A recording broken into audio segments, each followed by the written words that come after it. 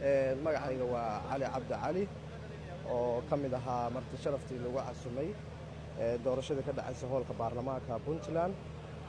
Runtii waxay ahayd doorasho daahfuran oo dhammaan ay ku wada qanceen saddexdii musharax ee ku tartamayay.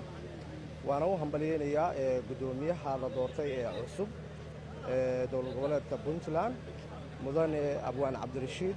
runtii aad iyo aad baan ugu faraxsanahay, aad iyo aad baan soo dhaweynaynaa haddaan nahay shacab weynaha Puntland. waana ku faraxsanahay, waxaan u dileynaa hambalyo, waxaan leenahay hambalyo waa uu guuleystay baarlamaanka Puntland. waxaan Ilaahay subxaanahu wa tacaala aan uga baryaynaa in xilkiisa uu guto, uu noqdo kii baarlamaanka wax ka bedeli lahaa, haddii ahaan lahayd dhinaca sharciyada iyo hadday ahaan lahayd dhammaan ballanqaadyadii horteena ka akhriyayna. insha Allah bidnaahi karim waxaan rajaynaynaa inuu ka dhabayn doono. waana mahadsantihiin. assalaamu calaykum waraxmatullahi wabarakaatu.